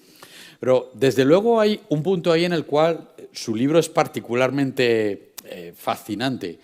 Y yo creo que hay que decirlo, comparto plenamente ahí sus líneas. La batalla de la opinión la ganó Las Casas y lo ganó la facción que estaba en contra de la conquista. Los conquistadores no pudieron defenderse. Me gustaría que comentara un poco más esta cuestión. Porque estamos acostumbrados a aceptar que el pobre Hernán Cortés, yo lo puedo decir así de esa manera, que realmente contrató una historia oficial, la de López de Gómara, le prohibieron difundirla y los conquistadores son grandes perdedores del negocio de las Indias. Bueno, lo que lo explica muy bien es alguien que no podemos discutir, lo que es el Inca Garcilaso de la Vega. El Inca Garcilaso de la Vega era de mamá quechua, princesa quechua, ¿no es cierto?, y papá guerrero español. Y a Bartolomé de Las Casas, que vivió siempre como un rey, que mintió siempre, porque Bartolomé de Las Casas mentía hasta cuando no era necesario, porque uno decía, bueno, mentía para defender a los indios, exageraba un poquito. No, él mentía hasta cuando hablaba de los ríos, decía, hay tantos ríos, son más grandes que los ríos españoles, y eran ríos chiquititos. No se sabe por qué era un mentiroso serial compulsivo. Y llama la atención eso. Y Garcilaso de la Vega, cuando lo van a volver a premiar, por eso Fray Toribio está enloquecido, porque ve los premios que le dan, lo van a premiar dándole el obispado de Cusco a Bartolomé de Las Casas. Fíjense qué tiranía, que era la tiranía española, que a quien criticaba al rey y a los españoles le daba el mejor puesto de todo, porque ser obispo de Cusco en ese momento era lo máximo que se podía aspirar en América. Era la capital del antiguo imperio inca, ¿no? Y entonces dice todo Cusco, Garcilaso lo va a tomar de ahí, dice todo Cusco, la llegada de ese hombre acá es como la llegada del demonio. La llegada de ese hombre acá es como la llegada del demonio. Si viene, va a venir solamente para endemoniar, para maldecir, ¿se entiende? Y rechazan de forma absoluta esto. Rechazan de forma absoluta esto. Y eso también tendríamos un día que profundizarlo, porque si los conquistadores no podían defenderse, toda la población sabía que tenía razón. ¿Y cómo no va a saber que tenía razón? Si la hija de Montezuma, Isabel Montezuma, que sabía que su padre había sido antropófago, que conoce la nueva fe, que se casa con españoles, que tiene 5 hijos, ella misma dice, señores, el mundo que hemos construido, porque lo había construido también ella, casándose y teniendo hijos, es mucho más justo que el mundo de mi padre. Pero ¿cómo no va a ser más justo un mundo donde la gente no se come unos a otros? Porque hay imperialismo, hubo siempre, que hay pueblos que explotan a otros, hubo siempre, ahora también. A unos pueblos le quitan el petróleo a otros, el cobalto, el magnesio, qué sé yo. Los franceses le quitan el uranio a los africanos para llevárselo, se entiende, a Francia y tener electricidad, no le pagan nada. Pero una cosa es quitarle el uranio y otra cosa es quitarle a uno, al hijo, a la esposa, a la hermana, llevarlo solo a un altar, partirlo en pedacitos, ¿no es cierto? Y después repartir esos pedazos como si fuesen pedazos de pollo o de cerdo en carnicerías, ¿no? Esa cosa atroz no se ha visto nunca en la historia de la humanidad. Había canibalismo, sí ha habido. Ha habido antropofagia, sí, pero nunca un Estado que sistemáticamente dominara a otros pueblos para pedirle tributo en sangre, es decir, gente para comérsela, ¿no? Y entonces todo el pueblo sabía que tenía razón Cortés. Si se hubiese hecho claro, no se podía hacer eso, si hubiese hecho una votación popular en ese momento entre Cortés y Montezuma, hubiese ganado Cortés por el 99%. Pero obvio, ¿quién iba a votar por Montezuma que lo comía uno? Es decir, prefiero el barbudo que será malo, sí, qué sé yo, capaz que ni lo conozco mucho, viene con una Biblia ahí, no sabemos muy bien qué es lo que dice, pero seguro que el barbudo dijo que no nos van a comer más. Suficiente, gana el barbudo 99-1. Ya me dejaron claro, yo votaría por el barbudo, ¿no? Ahí hay otro aspecto también muy interesante de los capítulos iniciales, y creo que lo dice más o menos con esta frase: la conquista de América fue un pésimo negocio para la corona española. Muy rápidamente, es obvio, a partir de 1503, Colón todavía vive, ya está claro que el negocio de las Indias, que no es el de las Indias de Asia, que es el de algo que ha aparecido ahí en medio y que se había desconectado de las grandes corrientes de la globalización, no es un buen negocio. Ahí viene la cuestión de qué son las capitulaciones. Las capitulaciones son que consisten o muestran la externalización del negocio y de la dificultad de la expansión marítima. Pero también quería pedirle ahí una ampliación. Qué mal negocio fue la conquista de América. Es una cosa que, por cierto, los liberales españoles de 1812 en adelante tienen clarísimo. En la visión de la historia de España del siglo XIX, la conquista de América ha consolidado el absolutismo. Yo le contesto, si usted me permite hacerle una pregunta. Por favor. Dado mi ignorancia, yo no lo sé. Yo en Argentina prácticamente pago el 40% de impuestos. Se me llevan el 40% de mi salario, se lo lleva el Estado. ¿Cuánto le lleva el Estado a usted? Es innombrable. Seguro, como haga un referéndum como el de las casas aquí, me temo que vamos a salir ganando. En esa época el Estado español, podemos decir, no se llamaba así, pero cobraba el 20% de impuestos. Es decir, yo tenía un tesoro o tomaba un tesoro en las Indias, tenía que darle al Estado español el 20%. Convengamos, seguramente todos ustedes acá, si yo le digo voy a ser primer ministro de España, nada más todo el mundo va a pagar el 20% y ningún impuesto más, salgo primer ministro seguro, gano por el 80%. No, me votan ya, me voy a nacionalizar, me parece. Bueno, el Estado español cobraba el 20%. Entonces uno puede decir, del oro que se extraía, se conquistaba, 20%, pero lo más importante de esto, es decir, cobraba muy poquito lo que se llevaba a España de ese oro, pero lo más importante es que los llamados conquistadores se quedaron en América, es decir, que ese dinero se usó en América, y se usó en América para hacer universidades, escuelas, caminos, es decir, cuando uno analiza los caminos que se crearon, todo. En esa época, yo sé que no existía esta palabra y es una incorrección decirlo, pero en términos modernos hubo un proceso de desarrollo como nunca hubo en la historia de la humanidad. En 40 años se pasa de un territorio absolutamente subdesarrollado, aunque la palabra no existiese en ese momento, a un territorio desarrollado, tan desarrollado estaba la América española, que un hombre que odiaba a España, que la detestaba, como era Humboldt, porque su papá lo había formado contra el catolicismo y contra todo lo que era español, y le había puesto profesores, enciclopedistas, discípulos de Voltaire, y cuando Humboldt llega a México y ve México, dice, no, caramba, acá pasa algo. Pasa algo porque esta ciudad es más importante que cualquier ciudad europea, salvo París y Londres, es mejor que Madrid, mejor que Sevilla, mejor que Roma, mejor que Marbella. Dice, las calles son ordenadas, limpias, pero aparte dice algo más. Y lo tuvo que reconocer, y en eso hay que reconocerle su objetividad. Empieza a preguntarse, ¿cómo comen los sectores populares acá? Nos preguntó qué comen los ricos, qué comen los sectores populares. Y empezó a sacar cuentas, y tenía las estadísticas de su amigo en París, y dijo, acá hay un problema. Acá hay un problema porque acá los sectores populares comen más carne, toman más vino y comen más pan que en París. Y después dijo, y bueno, ¿y acá cómo es el trabajo, este famoso trabajo en las minas que dicen que es esclavo? Y se da cuenta que el trabajo esclavo había desaparecido, todo era trabajo libre, que una persona trabajaba en una mina, podría irse a otra, y dice, ¿cuánto gana ese minero? Y empieza a comparar y se gana mucho más que en Rusia, 4 veces más, mucho más que en Alemania, mucho más que en Inglaterra. Y dice, acá se vive mejor, ¿no? Acá se vive mejor. Bueno, ahí está. Es decir, la respuesta está ahí. España se desangra en América, esa es la verdad. España se desangra en América.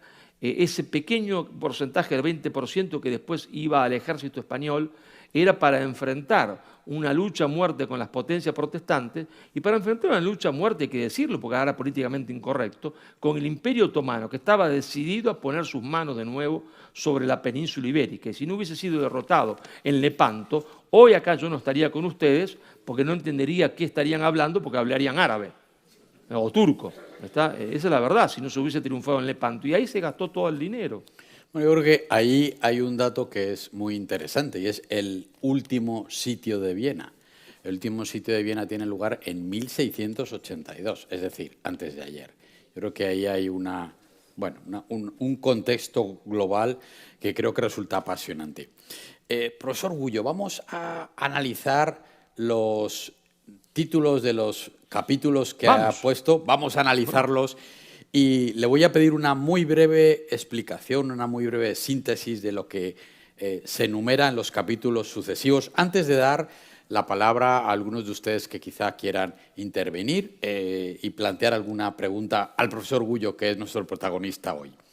La única conquista mala es la conquista española de América. Y sin duda.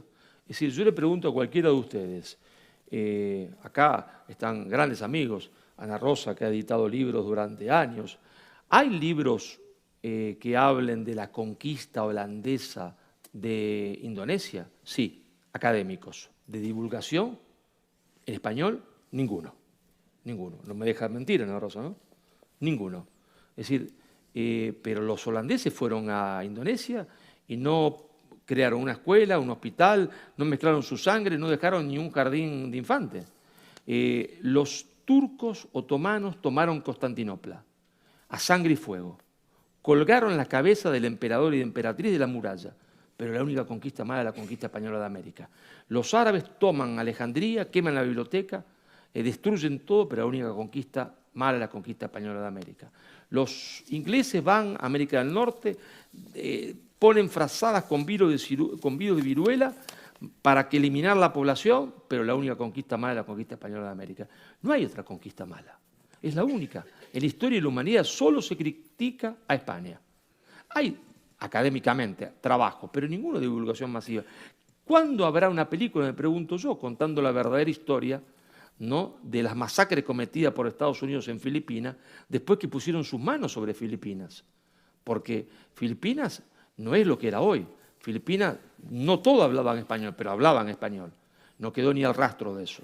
Tenemos por aquí a nuestro amigo cineasta y productor López Linares, que está por aquí en algún sitio, así que le estamos dando ideas al respecto. Cuando Dios hizo el Edén, no pensó en América.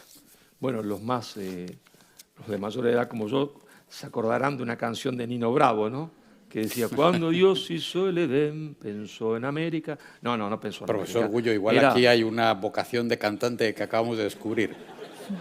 Ojalá. Y de actor frustrado.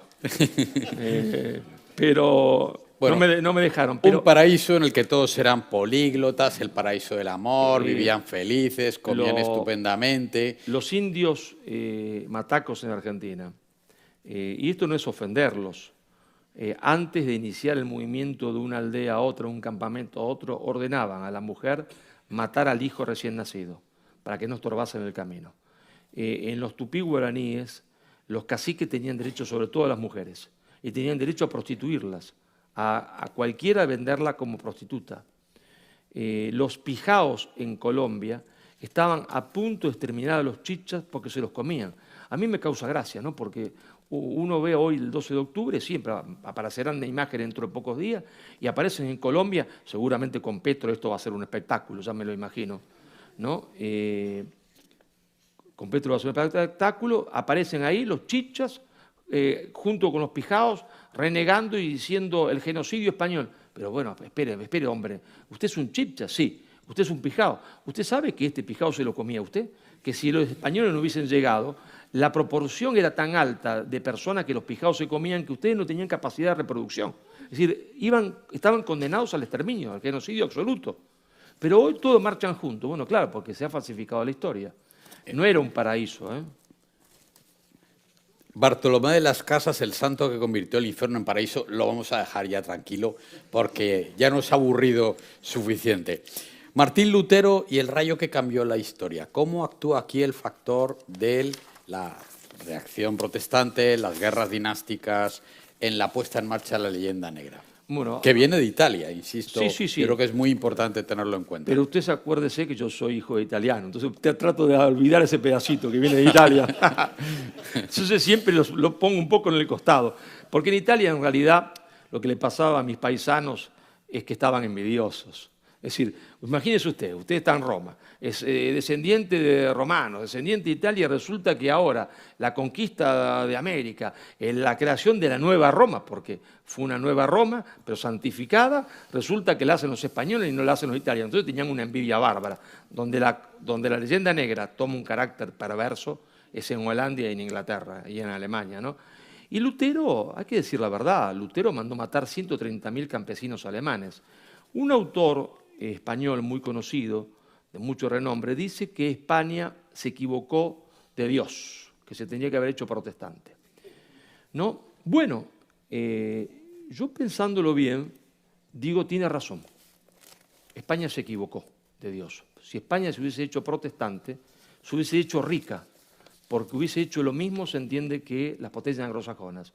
Hubiese exterminado a todos y se hubiese enriquecido, y no hubiese habido leyenda negra ni nadie que combatiese contra ella. No hubiesen habido esos 40 años de guerra terrible. Claro, España se equivocó. España se hubiese hecho rica. Lo que hubiésemos estado peor seríamos nosotros, porque no hubiese quedado uno solo vivo, ¿está?, de los hispanoamericanos que estaban en ese lugar. Porque lo hubiesen matado a todos como los mataron los anglosajones. Yo lo tengo que decir, porque es verdad, yo me he entrevistado con el señor expresidente de Bolivia, Evo Morales, no porque yo sea un genio, sino porque estaba en la universidad, ahí, y bueno, charlábamos como se charla con... Y el señor Evo Morales, como el señor Pedro Castillo, si España se hubiese hecho protestante, en el mejor de los casos, es decir, el caso más seguro es que no hubiesen existido, porque se hubiesen exterminado toda su familia, y en el mejor de los casos estarían en una reserva, como están los navajos en Estados Unidos, como están los apaches, condenados, se entiende, al alcoholismo. ¿Dónde hay un gobernador de Arizona, un gobernador de Nuevo México, un gobernador de California de sangre india? No lo hay.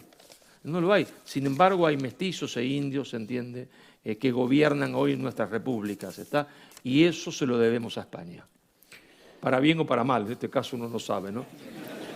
Bueno, sobre Inglaterra, la nación elegida por Dios, que se convierte en un imperio depredador, y Holanda, hemos tenido ya algunas argumentaciones, algunas ideas, y lo ha comentado anteriormente. No resisto la tentación de pasar rápidamente a la cuestión de Estados Unidos. Los piadosos puritanos de Estados Unidos, creadores de una república esclavista con un destino manifiesto. El 56% del territorio de los actuales Estados Unidos era parte del Imperio Español en 1800. Seguramente ya hay entre 50 y 60 millones de hispanos en Estados Unidos. El otro día nos daban un dato, la verdad, fascinante. Los hispanos por poder de compra, y tenemos siempre esta idea totalmente equivocada, vendida por Hollywood y por los grandes mecanismos de comunicación, forman ya la quinta economía del mundo, por tamaño, por capacidad de compra. Pero es un dato fascinante. Pero ahí tenemos a los piadosos puritanos de Estados Unidos, creadores de una república esclavista con un destino manifiesto, en la cual el debate sobre lo hispano, lo latino, la corrección política está más abierto que nunca, aunque hay que decir que acabamos de tener un fascinante seminario sobre España y la independencia de Estados Unidos, y aquí está el embajador Garrigues, con quien tuvimos el honor de compartir esas jornadas, en la cual quedó clarísimo que la independencia de Estados Unidos es simplemente inexplicable sin la participación española. Pero ¿cómo y por qué se está produciendo ese fenómeno de confusión cultural? Bueno, primero habría que decir, aunque es un poquito aburrido quizás, ¿no?, porque es una cuestión teológica, a veces aburre, pero vamos a tratar de hacerlo lo más dinámico posible y más sintético posible. Es decir, Lutero dice, el hombre se salva por la fe. Es decir, que las obras no hacen falta. Los agustinos lo criticaron enormemente por esto, porque era de una locura absoluta. Que si yo le clavo un alfiler en el ojo a mi abuela, tengo fe, me salvo. No. Pero el hombre se salva por la fe. Lutero. Calvino, que ya tenía mucha más formación, era una cabeza francesa muy ordenada racionalmente, dice, Lutero tiene razón y la riqueza es un signo de predestinación. Y dice Calvino, complementando lo de Lutero, que no tenía mucha formación, dice, el pecado original ha muerto al hombre, lo ha destruido al hombre, lo ha aniquilado al hombre. Entonces le preguntaban a Calvino, entonces, ¿para qué vino Cristo? Bueno, para salvar a unos pocos, a un pueblo elegido. Porque el hombre está irremediablemente muerto por el pecado original. La teología católica le contesta que no, el hombre está herido, no muerto por el pecado original. Cuando los famosos puritanos llegan a los Estados Unidos, ¿no es cierto?, y llegan y se produce una infección de viruela, interpretan eso como un signo de Dios que le está dejando una tierra al nuevo pueblo prometido, que son ellos los elegidos. Pero a su vez tienen un problema. ¿Cuál es el problema? El problema es que, al igual que en México, había antropofagia. Igual que en México había indios que se comían a otros indios. Y ellos dicen, esto es pecaminoso, esto es el demonio, y el pecado original los ha matado, y por lo tanto no pueden ser redimidos. ¿Y cuál es la única política? El mejor indio es el indio muerto. España se encuentra con lo mismo. Imperio antropófago, gente que come gente, y dice, momentito, el hombre está herido por el pecado original, pero no está muerto por el pecado original. Estas personas pueden redimirse por la fe, pueden redimirse por el Evangelio. Y por eso se dedica a lo que dice Jorge Mario Bergoglio, con el sacerdote, a tomar a América como una misión. Dice, vamos a redimirlo por la fe. Y por eso Isabel Montezuma se entiende, y se cristiana, se evangeliza, ¿no es cierto? Y dice, este mundo es mejor que el anterior. Es decir, España redime por la fe. Sí, habrá habido abuso, habrá habido gente detestable, estamos de acuerdo porque es una empresa de hombres y no de ángeles, pero había en la concepción teológica algo que determinaba las posturas distintas. Los puritanos no podían actuar de otra manera porque era su teología y esa teología se transformaba en un principio político. Y España desde otra teología actuó de otra manera con otro principio político. Ahora, claro, estamos con el tema de México. El año pasado, ¿no es cierto?, yo me sorprendí, iba a comer, les cuento una intimidad, ¿no? Le digo a mi esposo Inés, voy a comerme con un amigo, con dos amigos, uno Roberto Vitali, que yo cito en el libro, que es un gran amigo que me ayuda siempre a leer y releer las obras para ver en qué nos podemos equivocar.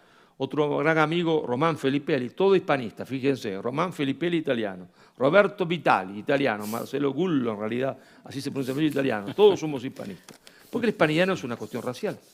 Entonces, voy con un taxi, pero bajo un poco antes de su casa para comprar una botella de vino. Y me llama Román y me dice, te acaba de nombrar el presidente de México. Le digo, mira, todavía no llega a tu casa. No empezamos a tomar y yo no acostumbro a tomar antes de comer, así que yo borracho no estoy. Así que no me mienta, Román. No, te juro que sí, que te acaba de nombrar el presidente de México. Bueno, el presidente de México me había nombrado, ¿no es cierto? Me llamó monárquico, como si fuese un insulto, no sé por qué sería un insulto, ¿no? Y entonces, claro, acá pasa algo. Acá pasa que el presidente de México, ¿no es cierto?, pide que España pida perdón. ¿Y por qué?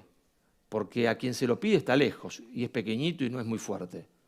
Pero en realidad lo que deberían pedir perdón a los mexicanos, y a quien él debería decir que tienen que pedir perdón, es a los Estados Unidos, que le arrebataron el 62% de su territorio, que le quitaron Texas, California, Nuevo México, Nevada, California, que en 1648, el mismo año que se lo quitan, se convirtió en la región de oro más importante del mundo. Texas, que fue la cuenca petrolífera más importante del mundo. Claro, entonces, ¿quién tiene la culpa del subdesarrollo mexicano? España. Si México al momento de la independencia, como dice Humboldt, era más importante que cualquier ciudad europea, tenía industria y dice que tenía una escuela politécnica de ingenieros en minas muy superior a cualquiera en Europa. Y la culpa la tiene la propia ley mexicana, que se dejó arrebatar, o en realidad fue comprada por los Estados Unidos, el 60% de su territorio, donde está el origen de su pobreza. Pero claro, es más fácil ser un gran valiente contra España, que está lejos, y no decirle al presidente de Estados Unidos, venga Biden y pida perdón acá por habernos robado el 60% del territorio, ¿no? Y la última cuestión antes de abrir las posibilidades de intervenciones de ustedes.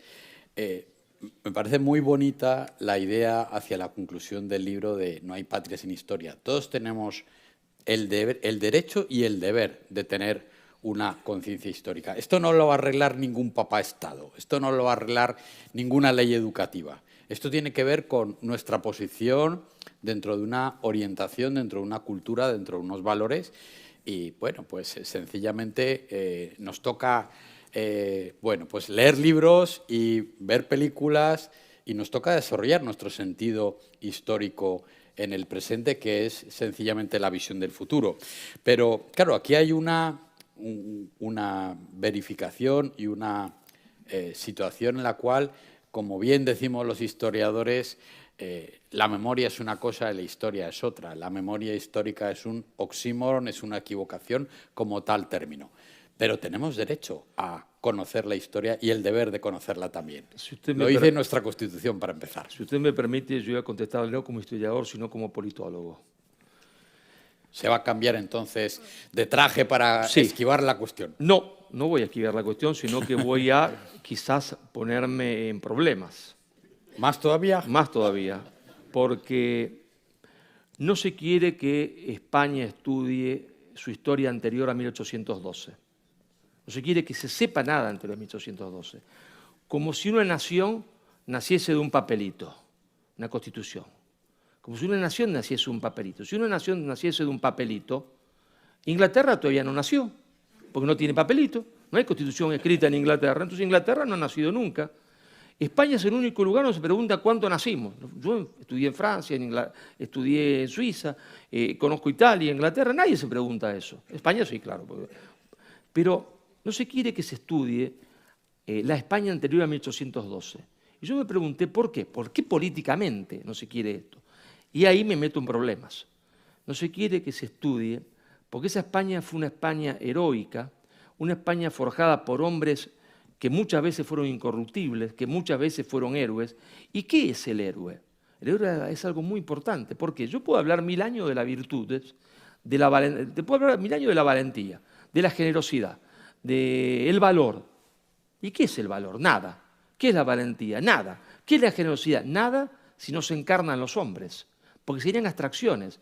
Cualquier alumno podría decirme, eso no es nada porque no es posible. El héroe demuestra que los valores pueden ser realizados, que sí existen hombres valientes, que puede existir la valentía encarnada, la generosidad encarnada, así que puede haber hombres valientes, generosos e incorruptos. Y claro, con una clase política muy corrupta, con una clase política cobarde, no se quiere que el pueblo español vea que sí hubo españoles valientes, que sí hubo españoles generosos e incorruptibles, porque entonces sería un mal ejemplo estudiar la historia y no hay que estudiarla más, porque entonces ellos se verían en un espejo y todo el pueblo español vería que son monstruos, están monstruos en comparación de esos españoles que protagonizaron la hazaña más grande de la historia de la humanidad, que los griegos habían atribuido a los dioses, que fue, se entiende, no la conquista de América, la liberación de América. Volvemos al...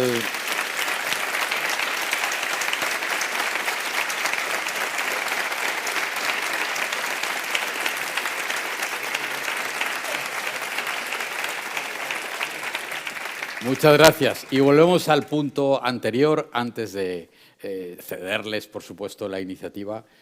La historia de España sin América, lo comenta en el libro en referencias a García Lorca, por ejemplo, apasionantes, no es comprensible. La historia de América sin España tampoco es comprensible. No, porque somos un mismo pueblo, un pueblo continente que va de los Pirineos a Acapulco y de California digo, y no lo digo porque sí, de California a la Tierra del Fuego. Somos un pueblo continente, pero que ha perdido la noción de que es un mismo pueblo. Claro que hay acentos distintos. Yo he vivido en el Perú 7 años y conozco Ecuador y Venezuela. Hay acentos distintos, comidas distintas, rasgos distintos, que todo eso nos enriquece.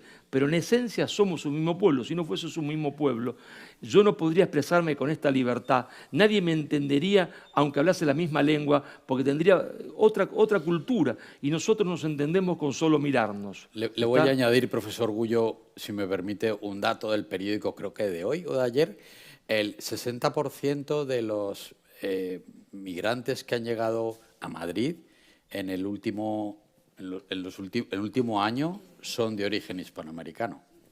Bueno, yo creo que ahí está resumido muy bien esa idea de el pueblo continente. Y ahora, por favor, si tienen ustedes alguna cuestión que muy brevemente quieran someter a la consideración del profesor Gullo, yo voy a ser lo más invisible posible. Les voy a pedir, por supuesto, la mayor brevedad en la cuestión que planteen. Buenas tardes, mi nombre es Gonzalo Babé, soy diputado en la Asamblea de Madrid y portavoz de Cultura de Vox. Primero de todo, felicitarle por la conferencia, por el libro y por la última y valiente reflexión que ha hecho a propósito de la historia de España, con la que estoy absolutamente de acuerdo con lo que ha dicho, del interés que hay en que no se conozca nuestra gloriosa historia. Mi pregunta es, a propósito de la carta del padre Bergoglio, entonces, diciendo que la contribución de España había sido con su fe y con su cultura, ¿cree usted que va a prosperar la causa de beatificación de la reina Isabel la Católica, o puede que haya poderes muy potentes, no solo en los medios de comunicación, también en el Foro de Sao Paulo, que lo comenta usted en el libro, porque esa causa no progrese adecuadamente? ¿Y qué papel juega el Foro de Sao Paulo en todo este tema de la leyenda negra? Me gustaría que diera alguna pincelada a propósito de ello. Muchísimas gracias, profesor. Bueno, en la primera parte de la pregunta, yo no soy un experto en las cuestiones de la Iglesia, ¿no es cierto? Yo lo único que puedo decir es que si yo fuese algún día presidente de la Argentina, lo primero que haría sería tomar un avión, ni bien el otro día de asumir, irme a la tumba de Isabel la Católica y dejarle una rosa blanca.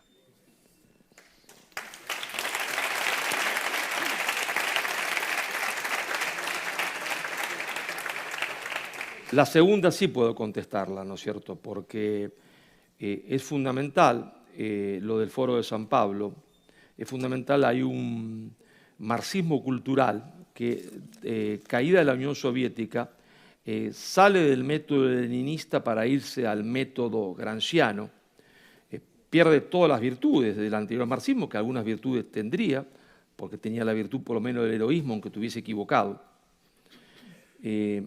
Y entonces, en esa política gramsciana de ganar la cultura para ganar la política, que la inicia Fidel Castro, ¿no es cierto?, en Brasil, le dio prácticamente la victoria electoral en casi todo Iberoamérica. Veremos ahora qué es lo que pasa en Brasil, ¿no es cierto? Y acá hay una cosa bien curiosa, pero bien curiosa. Todo ese movimiento indigenista está financiado por supuestos grandes filántropos, yo no diría financistas o financieros, porque son hombres que juegan, no son ni siquiera capitalistas, salvo que lo consideremos o tomemos la terminología del capitalismo casino. No son hombres de industria, no son hombres que con su esfuerzo van creando empresas y fábricas, juegan como un casino, ¿no? Ganan plata así, arruinando pueblos, y todos ellos financian a los movimientos indigenistas. ¿Y por qué? Bueno, porque si uno parte de la leyenda negra conduce al fundamentalismo indigenista, porque entonces antes había un pasado, un paraíso, hay que volver a ese paraíso, y volver a ese paraíso quiere decir volver a 700, 800 lenguas distintas, hay que implantarle, y después de 40 o 50 años de lengua distinta habrá 700 naciones distintas. Y entonces nosotros nos partiremos y se fragmentará Hispanoamérica en 700 pedacitos, y entonces el señor Evo Morales, el señor Pedro Castillo, el señor Petro, ¿no es cierto?, en Colombia, creyendo ser antiimperialistas, son la mano de obra más barata que jamás ha tenido el imperialismo internacional de dinero en toda su historia, porque le hacen el trabajo. ¿Está? En nombre, se entiende, de la izquierda, partirán de nuevo la América hispánica, ¿no es cierto? Y seremos segmento indiferenciado del mercado mundial. Tenemos tiempo para otra pregunta más. Por favor. Muy buenas tardes. Muy brevemente, por favor. Sí, muy buenas tardes, Marcelo. Soy su amigo, el doctor Jorge Garles. Acabo de comprar el libro.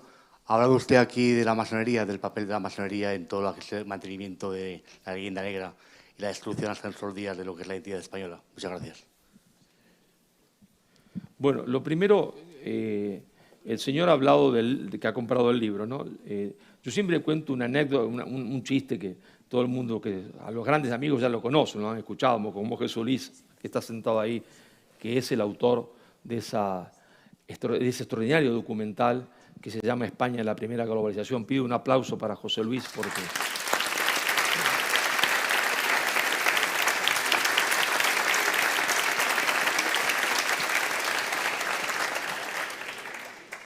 Entonces, yo siempre cuento que yo voy dando conferencias y presentando libros. Este es mi 8º libro, tengo 7 libros publicados. Voy a la provincia de Entre Ríos, Córdoba, yo vivo en la provincia de Santa Fe. Entonces, bueno, voy y vendo mis libritos y todo eso. Yo llego a casa, mi hijo mayor, que es bastante parco, me pregunta, papá, ¿cuántos libros vendiste? Me aplaudieron a rabiar, hijo. Digo, pero estaba llena la sala, me aplaudieron todos. Papá, ¿cuántos libros vendiste? Me aplaudieron a rabiar, hijo. La gente estaba emocionada. Papá, ¿cuántos libros vendiste? 3, hijo. Eso es un fracaso, papá.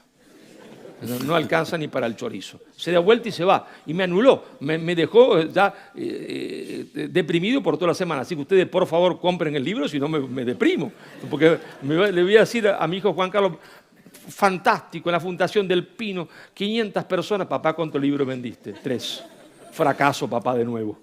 Bueno, dicho esto, yo tampoco soy un experto en la masonería, por eso no entro en la cuestión específica.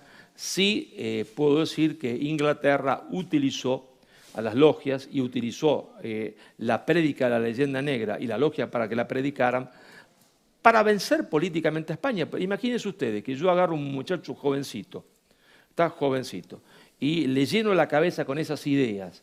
Bueno, ese muchacho, si está bien intencionado, si yo le dije que España vino a violar, matar, asesinar, y encima el que lo dice es un español, que es Bartolomé de las Casas, y si encima ese muchacho jovencito viene a España y ve obras de teatro todas negro legendarias, donde dicen lo mismo, bueno, vuelve a América y dice, hay que terminar con esto.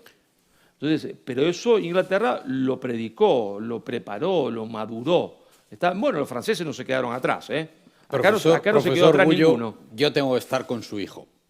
Y muy inmediatamente vamos a tener la firma y vamos a vender más ejemplares. Muchísimas gracias. Así que la última intervención se la voy a pedir al embajador Garrigues, muy, muy breve, porque inmediatamente tenemos que pasar a que el hijo del profesor Gullo esté contento. Sí, mi nombre es Eduardo Garrigues. Voy a ser muy breve, sobre todo porque respeto mucho a la presidenta de esta fundación, María del Pino, y espero que no me llame la atención. Se trata de algo positivo, por una vez. Yo creo que la conferencia del profesor Gullo y la excelente intervención del profesor Lucena Giraldo se inscriben en un movimiento que yo estoy notando desde hace un cierto tiempo. Espasa está publicó el profesor Varela, está Emilio del Amo publicando también un libro de ese tipo. Esta mañana he estado en la Casa de América en un coloquio entre los directores de las diversas academias de la historia de España, Argentina, Puerto Rico, Perú y México. Y esos directores de academia, yo no esperaba que hablaran de una forma tan positiva y dijeran lo que más o menos está diciendo el profesor Gullo. Y estuvimos, como recuerda el profesor, la semana pasada en otra función de este tipo con las damas de Mount Vernon. Lo que le pregunto al profesor es, aparte de su importantísima labor y ya en este segundo libro, ¿no ha podido apreciar también con el proceso de globalización, no ha podido apreciar que hay como un poco una ola que se está moviendo en un sentido positivo sobre lo que todos intentamos defender? Gracias. Bueno, hay una ola en sentido positivo, pero hay que ser realista, la otra ola es muchísimo más importante, ¿no? Es muchísimo más importante. Yo soy un optimista del corazón y un pesimista de mi cerebro. Con mi cerebro soy pesimista, con mi corazón soy optimista, pero a mí no me importa poco por mi personalidad, no pienso que todo el mundo tenga que opinar como yo, ¿no? A mí, por mi personalidad, me importa poco si uno está ganando o perdiendo, si el enemigo es muy poderoso o poco. Yo soy más bien como aquellos que estaban en esa famosa batalla de la nave de Tolosa, ¿no? El enemigo nos supera 41, 401. Pues qué bien, pues qué bien. Porque esta tarde o ganamos o morimos todos. Esa es mi política. Muchas gracias.